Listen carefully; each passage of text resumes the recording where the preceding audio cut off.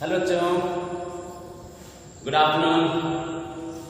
बच्चों क्लास 12 आज हम लोग पढ़ने वाले हैं वैद्युत द्विध्रुव के कारण वैद्युत क्षेत्र। वैद्युत द्विध्रुव के कारण वैद्युत क्षेत्र की तीव्रता। वैद्युत द्विध्रुव के कारण वैद्युत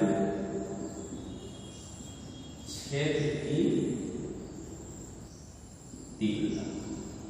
बच्चों वैद्युत द्विध्रुव के कारण वैद्युत क्षेत्र की तीव्रता हम दो स्थितियों में करते हैं, और दो स्थितियां कौन सी हैं? पहली स्थिति आती है अच्छी स्थिति में, अच्छी स्थिति में, और जो दूसरी स्थिति है वह निरक्षी स्थिति।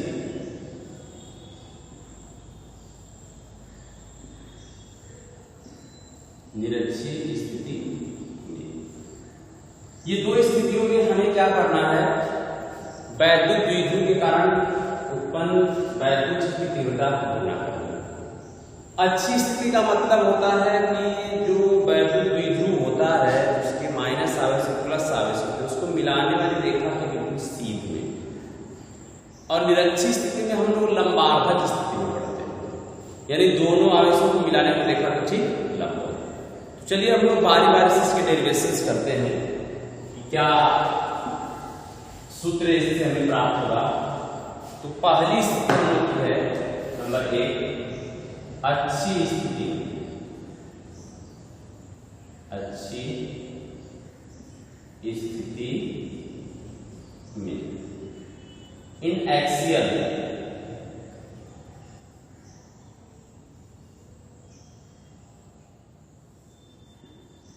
अब एक वैद्युत द्विध्रुव हम बना रहे हैं। यहां पर एक वैद्युत द्विध्रुव हो गया आपका।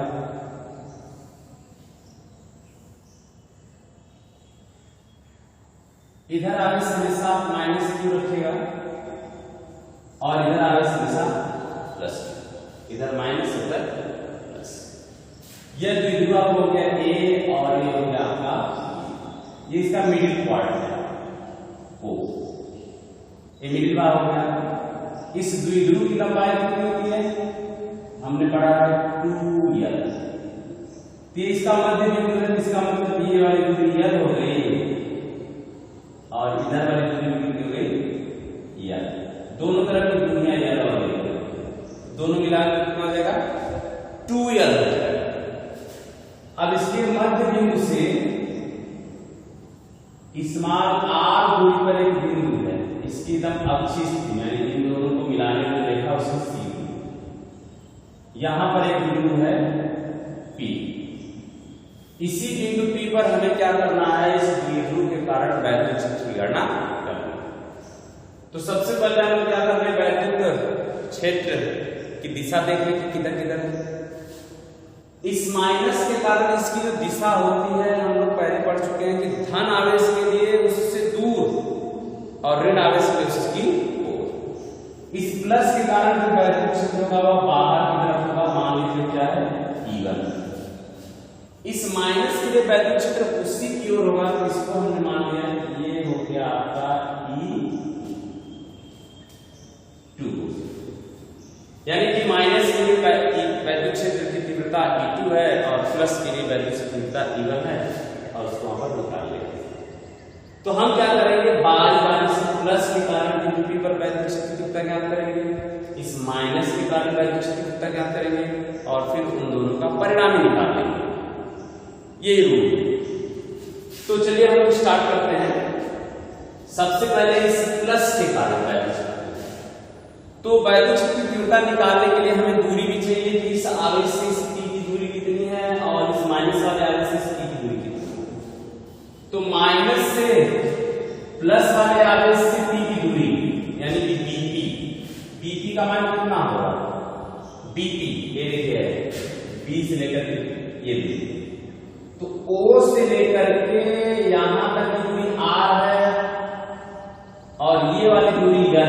इसका मतलब है कि BP का जो मान होगा वह R - L के बराबर। इसी प्रकार से AP एपी की दूरी कितनी हो जाएगी? पी से लेकर के ओ तक की दूरी आर, आर से लेकर के ए तक की दूरी एल, यानी आर प्लस एल हो गया, ये हो गया आर प्लस एल।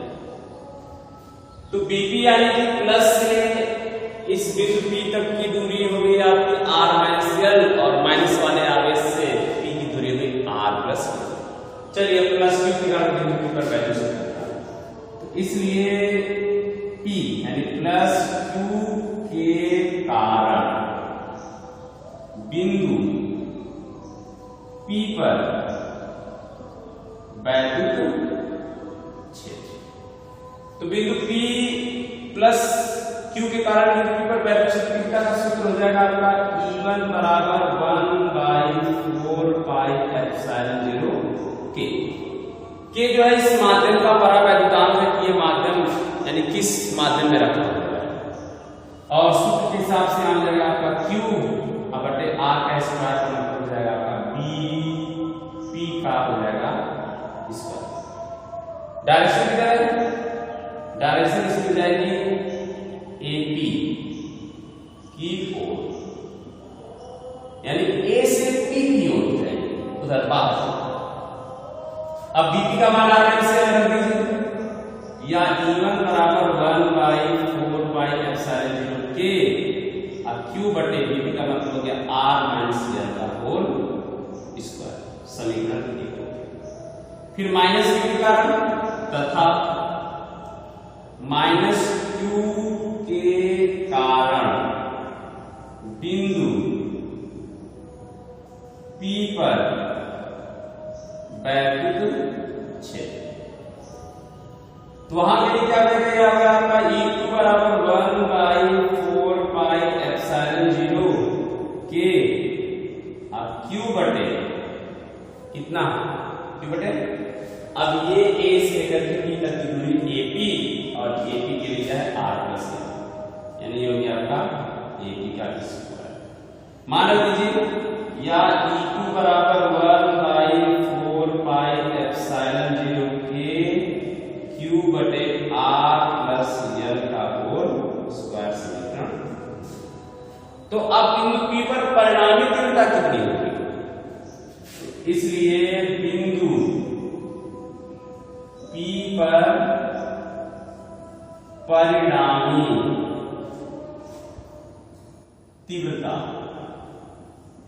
तो बिंदु P पर परिणामी तीव्रता देखिए वैद्युत क्षेत्र एक सदिश राशि है, और यहां पर दोनों क्या एक दूसरे के अपोजिट है। तो जब दोनों एक दूसरे के अपोजिट होंगे तो इसका मतलब क्या हुआ, हम उनका परिणामी निकालते समय उनके अंतर यानी उनका जो परिणामी का उनके अंतर के बराबर होगा। तो परिणामी तीव्रता E हो जाएगा E बराबर, अब इसमें से ज्यादा कम होगा, तो जिसके लिए दूरी कम होगी उसी के लिए वैद्युत क्षेत्र ज्यादा होगा, यानी E1 की दूरी कम इसलिए E1 का वैद्युत क्षेत्र ज्यादा होगा। ये हो जाएगा आपका E1 माइनस E2। अब जो मान है E1 और E2 का इसमें रख दीजिए, E1 और E2 के मान इसमें रख दीजिए, तो इसलिए आपका हो जाएगा E बराबर 1/4 पाई एप्सिलॉन 0 के, कॉमन हो गया Q भी कॉमन बचा के अंदर बचेगा 1/R प्लस E1 के लिए माइनस है R माइनस एल माइनस 1/, इसका स्क्वायर R प्लस एल का होल स्क्वायर। अब इसका एलसीएम लेके हम क्या करेंगे, इसको हल करेंगे, तो ये हो गया आपका कि E बराबर Q बटे 4 पाई एप्सिलॉन 0 के, इसका एलसीएम हो जाएगा R माइनस एल का whole square R plus L का होल स्क्वायर। इससे भाग देंगे कितना समय बचेगा, R प्लस एल का whole square minus R minus L का होल स्क्वायर, इतना बच जाएगा।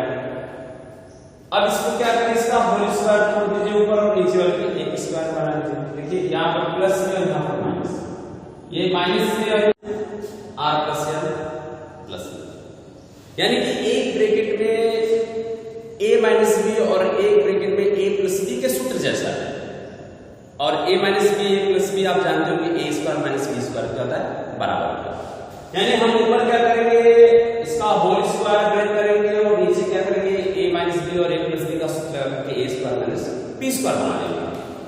अब हमें मिलेगा या E बराबर Q बटे 4 पाई एप्सिलॉन 0 K और इसका होल स्क्वायर ब्रेक कर दीजिए तो r square plus l square plus 2rl minus से जुड़ा भी करा दीजिए। चलिए हम ब्रैकेट में पहले लिख लेते हैं फिर माइनस से लगाएंगे। ये हो जाएगा r square plus l square minus 2rl bracket हो गया और नीचे क्या बनेगा, नीचे हमारा बन जाएगा r square minus l square का होल स्क्वायर। अब इसको क्या करें, इसका माइनस से अंदर ब्रेक कर दीजिए, यानी कि माइनस से जुड़ा हम जब करा देंगे ब्रैकेट देगा तो माइनस से जब जुड़ा होगा तो हमें मिलेगा कि 1/4 पाई एप्सिलॉन 0 K और फिर r square plus l square plus 2rl minus r square minus l square plus 2rl और नीचे हमें मिलेगा r square minus l square का होल स्क्वायर। अब चलिए r स्क्वायर यहाँ पॉजिटिव r स्क्वायर नेगेटिव, यहाँ l स्क्वायर पॉजिटिव यहाँ पर नेगेटिव कैंसिल हो जाएगा, बचेगा क्या 2rl कितना 4rl, यानी अब हमें लास्ट में मिलेगा कि E बराबर Q बटे 4 पाई एप्सिलॉन 0 K और इनटू मिलेगा हमको 4rl बटे r square minus l square का होल स्क्वायर। अब इसको दो पार्ट में डिवाइड करेंगे, इस 4 को जब दो भाग में डिवाइड करेंगे तो हमें मिलेगा कि यार E बराबर Q बटे कितने कर दीजिए, सीधे एक कर दीजिए इसको 1/4 पाई एप्सिलॉन 0 K और यहाँ हो जाएगा 2 into 2QL और into R और बटे हो जाएगा R square minus L square का होल स्क्वायर 2QL। इसके पिछले वीडियो में हम लोगों ने द्विध्रुव का आघूर्ण पढ़ा था P और P बराबर होता है Q into 2L, इसको P कह सकते हैं। या हमें मिलेगा कि E बराबर 1/4 पाई एप्सिलॉन 0 K और ये बन गया 2P into R और बटे R square minus L square का होल स्क्वायर। अब चूंकि जो L है वह दोनों जो वैल्यू द्विध्रुव के जो दोनों आवेशों के बीच की अल्प दूरी का आधा भाग है।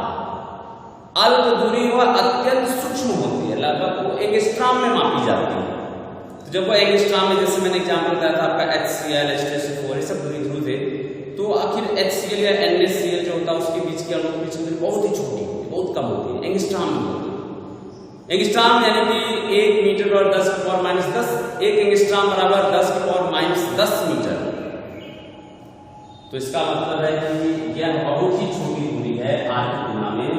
तो यानी कि चूंकि हम कह सकते हैं कि जो L है वह लेस देन r हो, तो L स्क्वायर क्या कर देंगे, वो नगण्य लेने, आप नगण्य मानेंगे। जब नगण्य मानेंगे तो हमें मिलेगा E बराबर 1/4 पाई एप्सिलॉन 0 K 2PR और ये हो जाएगा R स्क्वायर का स्क्वायर। अब कितना आ जाएगा, तो E बराबर 1/4 पाई एप्सिलॉन 0 K, एक R से एक R कट गया तो बचेगा 2P और नीचे जाएगा R की पावर 6। ये जो सूत्र आपको मिला है यह अच्छी स्थिति में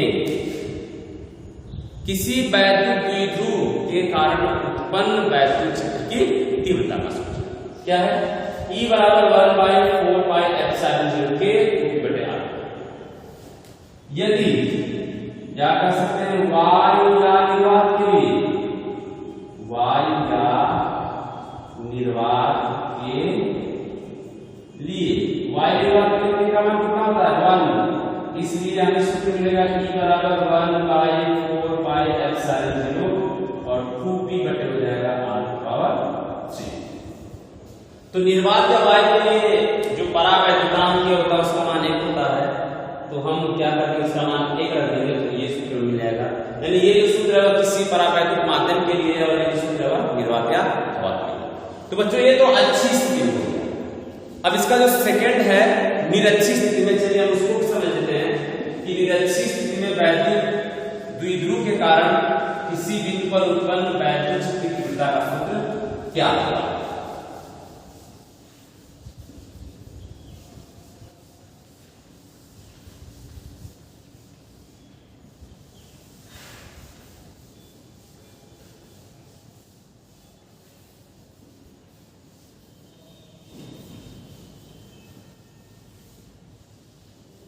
निरक्षीय स्थिति,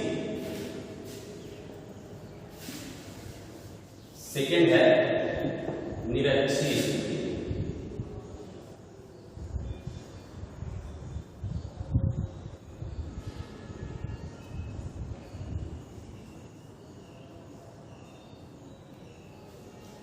अब निरक्षीय स्थिति में वैद्युत द्विध्रुव के लिए सूत्र क्या होगा, इसको हम लोग देखिए ध्यान से, क्योंकि जो अच्छी स्थिति में है उसकी तुलना में थोड़ा सा टेढ़ा है। तो चलिए हम लोग फिगर बना लेते हैं। ये एक वैद्युत द्विध्रुव, ये आपका एक वैद्युत द्विध्रुव हो गया, और ये इसका मिडिल पार्ट है, ये हो गया ए और ये हो गया बी, यहाँ पर आवेश माइनस क्यू और यहाँ पर आवेश प्लस क्यू, ये हो गया ओ, ये दूरी एल और एल दूरी इसके लंबाधर स्थिति में यहां से समान आर दूरी पर कोई बिंदु P, ये बिंदु क्या है P। इसी बिंदु P पर हमें क्या करना है, वैद्युत शक्ति का ज्ञान। तो इस प्लस के कारण हम क्या करेंगे, इसको मिला देंगे। इसके कारण जो वैद्युत क्षेत्र होगा यहां पर, ये इधर की तरफ इधर, इसके कारण वैद्युत शक्ति इधर हो गया आपका E1, इसके कारण प्लस माइनस को इसी मिला दीजिए। जब माइनस को मिलाएंगे तो माइनस के कारण वैद्युत क्षेत्र का हो जाएगा नीचे की तरफ, कितना होगा, ये आपका हो गया E2। मान लीजिए कि यहां तक कोण बना हुआ थीटा, इस कोण बटा कितना है थीटा। तो चूंकि जब अच्छी स्थिति में हम लोगों ने निकाला तो E1 और E2 एक ही दिशा में, तो हम लोगों ने आसानी से ज्ञात कर लिया। लेकिन यहाँ पर तो ये दोनों अलग अलग डायरेक्शन से इसका परिणाम ज्ञात करने के लिए कुछ अलग अलग, तो ये E1 इस दिशा में, E2 इस दिशा में, हम क्या करेंगे, यहाँ पर कोण कितना हो गया, हमने थीटा मान लिया। तो अगर ये थीटा है तो जो लंबाधर थीटा गया इस तरह एक लंब, ये हो गया इसका एक थोड़े लंब, ये टोटल कोण कितना हो गया, 90 डिग्री का एंगल यहाँ पर एक कोण थीटा। तो चूंकि ये जो त्रिभुज दिख रहा है ए पी और बी, ए पी, इसमें ये वाला 90 अंश हो गया, 90 अंश। तो इस कोण का मान कितना होगा, इस कोण का जो मान होगा वह 90 और माइनस थीटा के बराबर होगा, 90 माइनस। इस कोण का मान कितना हो जाएगा, ये वाला जो कोण दिख रहा है ये हो जाएगा आपका थीटा। उसी प्रकार जैसे ये वाला थीटा हुआ है उसी प्रकार से वाला कोण कितना मिलेगा थीटा। अब हम इसे क्या करेंगे, दो घटक में वियोजित करेंगे। तो वियोजित करने वाला जो काम है हम क्या करेंगे, अलग स्थिति में करेंगे, लेकिन नीचे करेंगे। तो हम इसका वियोजित बाद यहाँ पर देखेंगे, ये हो गया इधर एक लाइन इधर हो गई, एक लाइन इधर हो गई और एक लाइन इधर हो गई। हमने इसको अलग अलग भागों में बांटा।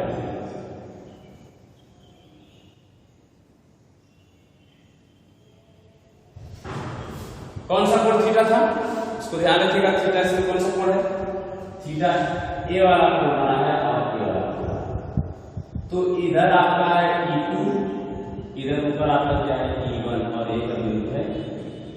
तो इसका इस दिशा में घटक और इस दिशा में घटक, इसका इस दिशा में घटक और इस दिशा में, इधर आपको मिलेगा कितना E2 और साइन थीटा, इधर कितना मिलेगा आपको, इधर मिलेगा आपको E1 और साइन थीटा। इस दिशा में घटक क्या होगा, ये होगा आपका E1 cos θ1 और इसके लिए हो जाएगा आपका E2 और cos θ। यानी कि दोनों के जो क्षैतिज घटक हैं वह एक डायरेक्शन में और दोनों के जो ऊर्ध्व घटक हुआ दोनों अलग अलग डायरेक्शन। तो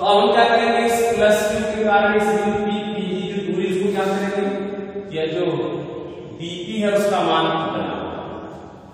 तो देखिए यह यल एक समकोण त्रिभुज है, यल आधार यल हो गया, इसका लंब आर हो गया, इसका कोण कितना होगा, इसका कोण हो जाएगा √यल स्क्वायर प्लस आर का स्क्वायर।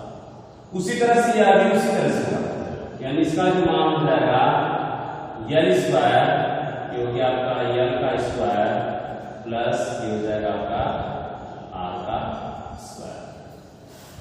दोनों बजाएंगे ऐसे बराबर, इसका मतलब इसका जो मान हो जाएगा वह कितना है √एल स्क्वायर प्लस आर का स्क्वायर, और ए पी का मान वो भी इतना ही है √एल स्क्वायर प्लस आर का स्क्वायर। अब क्या करिए, आप मान निकाल लीजिए, किसका मान निकालेगा, आप E1 और E2 की मान निकाल लीजिए। तो हम निकालेंगे कि प्लस Q के कारण बिंदु P पर वैद्युत क्षेत्र, तो बिंदु प्लस Q के कारण बिंदु P पर वैद्युत क्षेत्र कितना हो जाएगा, वो होगा आपका E1 बराबर 1/4 पाई एप्सिलॉन 0 K, और Q और बटे कितना हो जाएगा BP का स्क्वायर। BP का मान देखिए है, स्क्वायर करें तो इसकी करनी हट जाएगी, तो यानी E1 बराबर 1/4 पाई एप्सिलॉन 0 K, Q बटे हो जाएगा आपका L स्क्वायर प्लस R का स्क्वायर। ये हो गया आपका समीकरण। दूसरा माइनस Q के कारण माइनस Q के कारण कितना हो जाएगा, E2 बराबर 1/4 पाई एप्सिलॉन 0 K, अब Q बटे कितना R square, L square plus R square या R square plus L square, L square plus R का स्क्वायर। समीकरण देखिए E1 और E2 के मान क्या है, बराबर है। E1 का मान कितना है, वो E1 का परिमाण और E2 का परिमाण दोनों आपस क्या है, बराबर। तो बिंदु P पर परिणामी तीव्रता कितनी जाएगी, इसलिए बिंदु P पर परिणामी तीव्रता, तो परिणामी तीव्रता के लिए देखिए ये दोनों एक ही डायरेक्शन में E1 cos थीटा और E2 cos थीटा, इसलिए दोनों जुड़ जाएंगे, ये दोनों अपोजिट हैं, इसलिए क्या हो जाएंगे, कैंसिल हो जाएंगे। क्यों, क्योंकि E1 और E2 के मान आपस में बराबर। तो परिणामी तीव्रता हो जाएगी P बराबर E1 cos theta plus E2 cos theta. मान रख लीजिए E1 का मान 1/4 पाई एप्सिलॉन 0 K Q बटे L square plus R square into cos theta plus 1/4 pi epsilon 0 K, अब Q बटे L square plus R square into cos theta. ये दोनों दो हो जाएंगे, E बराबर हो जाएगा कितना 1/4 पाई एप्सिलॉन 0 K और 2Q बटे R square plus L square plus R square into cos। अब इसी cos थीटा का मान हम क्या करेंगे, किसी एक त्रिभुज में निकालेंगे, चाहे इसमें निकालें चाहे इसमें। तो समकोण त्रिभुज कौन सा, APO या AOP में cos थीटा बराबर क्या होता है, cos थीटा का होता है आधार बटे नहीं, क्या होता है, कुछ पता है, cos थीटा बराबर ये होगा आपका आधार बटे कर्ण। आधार कितना है ये, यानी ये हो जाएगा आपका OA और इसका कर्ण है आपका A, तो इसका मान हो जाएगा L बटे √L स्क्वायर प्लस R का स्क्वायर, या हम इसे कह सकते हैं कि L बटे L square plus R square की पावर कितना 1/2। अब मान से रख दीजिए, तो इसलिए आपको मिलेगा कि E बराबर 1/4 पाई एप्सिलॉन 0 K और यहाँ है 2Q बटे L square plus R square और L बटे कितना L square plus R square की पावर 1/। आधार देखिए इनका, इसका आधार है L square plus R square है, इसका भी L स्क्वायर R स्क्वायर है, लेकिन इसकी घात 1 बटे 2 इसकी 1 दोनों जुड़ के 3/2 बना देंगे, या E बराबर 1/4 के 2ql बन गया ऊपर और नीचे हो गया L square plus R square की पावर कितना 3/। ऊपर 2ql आप जानते हैं P, हम मानेंगे यहाँ पर, किंतु 2ql = P तथा L लेस देन क्या है R हो, तो L स्क्वायर क्या कर देंगे हम लोग को नगण्य लेने पर, इसको नगण्य लेने देगा। जब इसको नगण्य लेने कर देगा इसलिए मिलेगा आपको E बराबर 1/4 के और 2ql के जगह पर P हो जाएगा और नीचे जाएगा R स्क्वायर उसकी पावर 3/। 2 से 2 कट गया, 3 बच जाएगा, यानी कि E बराबर 1/4 के और P बटे R की पावर। यह उस स्थिति में सूत्र है जब जो द्विध्रुव है वह किसी परावैद्युत मान पर हो। हवाई निर्वात में क्या हो जाएगा, यानी वायु या निर्वात के लिए, वायु निर्वात में क्या होता है K का मान K, इसलिए E बराबर 1/4 और ये जगह P बटे R की पावर। तो देखिए बच्चों, अच्छी स्थिति में यहीं पर 2 था और निरक्षी स्थिति में 2 आया। इसका मतलब ये हुआ कि अच्छी स्थिति में जितना वैद्युत क्षेत्र की तीव्रता उत्पन्न होती है निरक्षी स्थिति में ठीक उसका आधा होता है, या निरक्षी स्थिति में जितना उत्पन्न होती है अच्छी स्थिति में ठीक उसका 2 गुना होती है। तो बच्चों ये वैद्युत द्विध्रुव के कारण उसकी अच्छी स्थिति और निरक्षी स्थिति में उत्पन्न वैद्युत क्षेत्र की तीव्रता का सूत्र था, और आप इसके PDF को लिंक करके अच्छी तरह से इसकी वीडियो को समझ लीजिएगा। अगर नहीं समझ में आएगा तो जरूर बताइएगा। धन्यवाद।